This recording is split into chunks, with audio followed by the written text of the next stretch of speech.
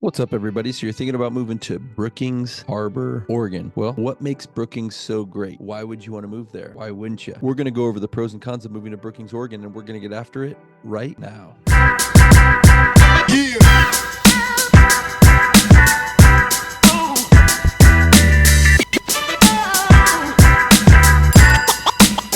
If this is your first time to the channel and you want to know everything there is to know about eating, sleeping, working, playing, the good and the bad, the pros and the cons of moving to Brookings, Oregon, then subscribe below, tap the bell for notifications so you can be the first to learn about the current market on the coast.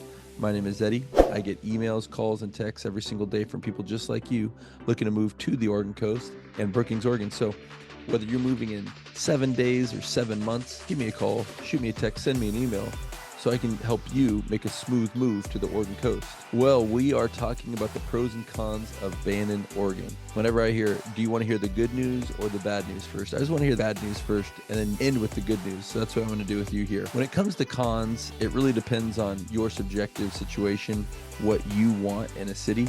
When it comes to Bannon, one of the biggest things is transportation in and transportation out. There's only one road in, one road out, and that's Highway 101. So when it comes to where it is location-wise, when you check out a map, it is very remote in the southernmost tip of the Oregon coast. Bannon has one way in, one way out, north and south, and those places are remote from any large city. You're about 20 minutes from Crescent City, Oregon, and you're about 2 hours from Grants Pass, Oregon. Excuse me. You're about 20 miles from the California border and about 25 minutes from Crescent City, California. When you go to Grants Pass, it's going to take you about 2 hours and 2.5 hours to get to Medford, Oregon. That's probably the biggest, closest city to Brookings, Oregon. If you're going to go anywhere north to the bigger cities in Oregon, whether it be Eugene, Salem, Portland, you're in for a very long drive or a short flight if you can do something like that, maybe charter a private flight. But when we're talking about just straight driving, it is remote. The second thing I'm going to talk about is the shopping. There's nowhere to shop. There's no variety in where you're going to shop or what you're going to get. So you're either going to do Fred Meyer or you're going to become an Amazon specialist, which most people are. And it's going to take an extra day to get to you just because of the remoteness of Brookings. When you're thinking about shopping and you want to go somewhere, which, you know, when we're talking about big box stores or we're talking about amenities that you're going to be used to, don't think that Brookings is going to have that for you. Another con could be the limited choices when it comes to schools. There's only a couple schools in Brookings and in the area. There's not a lot of private choice.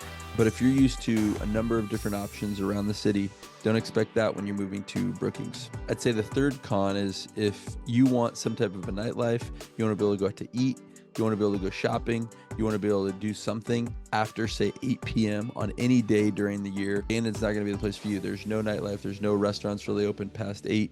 So you're going to have to make sure that you get all your planning in so that everything's done before 8 so you don't get caught in the dark. I think the biggest thing is just the remoteness of the area when it comes to just location. If you're trying to get out of there, it's going to be difficult. That can be a pro as well for some people. So just think about that, what it is that you want out of a place. Sometimes cons can be pros. One other con that I'm going to talk about, the weather is good, but there still is 140 days of precipitation per year. And there's also 80 inches of rain on average annually. Though it is one of the best places to be on the coast because of the sun and the heat, which we'll get into, it also has got a number of gray days, lots of rain throughout the year. Okay, I've gone through some of the cons. Short list, because Brookings is one of my favorite cities on the entire Oregon coast. We're going to go through the pros right now. Number one, I always like to talk about the weather when it comes to the Oregon coast. You want to think about how much rain do you want to live in annually. One day, it started raining, and it didn't quit for 4 months. We've been through every kind of rain there is. Little bit of stinging rain, big old fat rain, rain that flew in sideways. Sometimes rain even seemed to come straight up from underneath. You're going to get 2 months more of sun. It gets 190 days of sun compared to 120 days of sun for a place like Astoria, or 165 days of sun for a place like Newport comparatively. So when you're going to move to the Oregon coast, maybe you're coming from California, maybe you're coming from the South, Texas, Arizona, Arizona, Florida, Georgia, somewhere where you get a lot more sun. You just got to think, do I want more sun or less sun? Just check where you're from. If you're getting over 190 days of sun in a year, well, then you're definitely not going to go somewhere like Astoria or Seaside. Even those are beautiful places, but they are only getting 100 to 125 days of sun a year. Whereas Brookings, along Oregon's Banana Belt, is going to give you 190 days of sun per year. Now, there's another thing that you're going to want to know about called the Chetco effect. You're getting warm air pushed down the Chetco River from the Rogue Valley area. Rogue Valley is everything from Grants Pass south. So all of that heat in the valley is going to be pushed down the Chetco River, and it's going to create this perfect storm. Not only that, you've got the Pelican Bay, which is blocking the wind. So you've got northerly winds. So the winds are coming from the north in the summer. And you've got the Chetco River is bringing all that hot air from the Rogue Valley. And you've also got warm air from the south.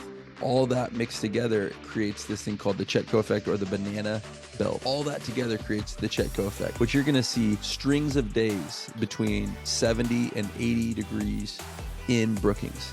I've talked to many locals there that say that you'll get these days necessarily just happen in the summer. You could have a storm roll in January and then have 2 weeks where it's just beautiful 65-degree weather for, weeks or even a month.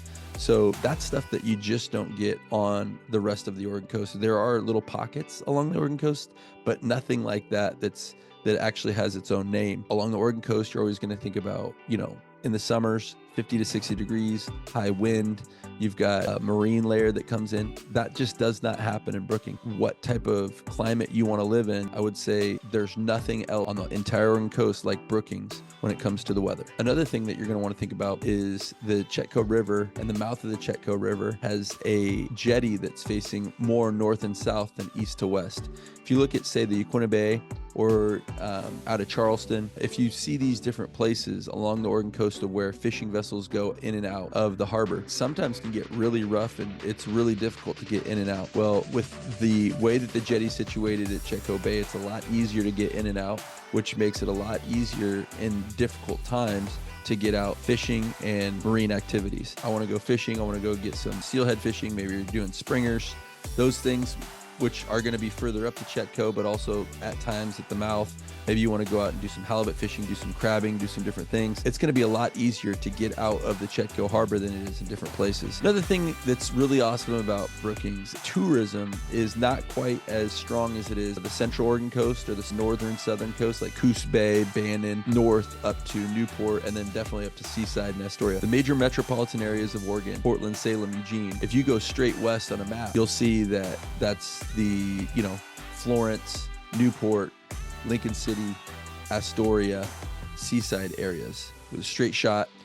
Maybe a family or somebody wants to jump over to the coast for the weekend. That is going to be where you get a lot of your tourism and a lot of your traffic. When you're coming all the way up through California, and if you've ever taken that drive, say from San Francisco up the Oregon coast, that's a real remote area when it comes to Bannon. So one of the pros is tourism isn't quite as thick in the summer, which is definitely going to help with restaurants, shopping, traffic, and everything else that most Oregon coastal towns deal with throughout the summer months. Another great pro of Bannon is Azalea Park. When you come to Bannon, Azalea Park is a great place to take the family. They got baseball, softball, basketball courts. They're currently putting in a disc golf course. They have lots of festivals throughout the year at Azalea Park. They've got concerts, free concerts. You show up, they've got great artists to come in, go down there, have a great time. They also have the Christmas Light Festival, which is unbelievable if you haven't been there.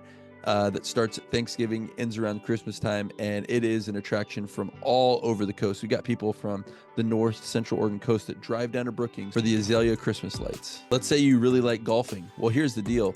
You're about an hour south of Bannon. Bannon has one of the best golf courses in the country when it comes to the options that you have there. And you can check out my video on Bannon Vlog Tour if you want more information on that. But also I'd check out Salmon Run Golf Course, which is up the Chetco River. It's going to be extremely warm and beautiful. Check out that if you're an avid golfer. Another great thing about Brookings is the cost of living. Average cost of living is $37,000 in Brookings. For the national average, you're looking at about $38,000, and for the Oregon average, you're you're looking at $39,000. So you're going to be on the lower end of the national and state average cost of living. And that's always a positive thing. One last thing that I'm going to mention is you're about 45 minutes from the Redwood National Forest, jammed down the coast, and you're going to see some of the most beautiful array of trees in the nation. You'll see them locally. They do grow in the Brookings area, but you're not going to see the array that you'll see a little bit further south. If you're looking to move to the Oregon coast and you want great weather, you want remoteness, you want a little bit less tourism, you want a place that does have a golf course, that has great access to fishing, whether it be out in the ocean or whether you're trying to do steelhead and springer fishing up the river. If you're looking for a quaint environment, if you're looking for natural beauty that is unmatched in the entire country, then I would definitely point you to Bandon, Oregon. Quick but informative, I'd definitely look at Brookings, Oregon. Well, that's all we have for our pros and con list of Brookings, Oregon. Make sure to tune in, make sure to subscribe below and tap the bell for notifications so you can catch all of our most recent videos on the Oregon coast, and they're coming out all the time. So don't miss any. Make sure to contact me if you have any questions, any information on a specific property along the Oregon coast. I can make sure to get back to you as soon as I can. Until then, have a blessed day and get after it.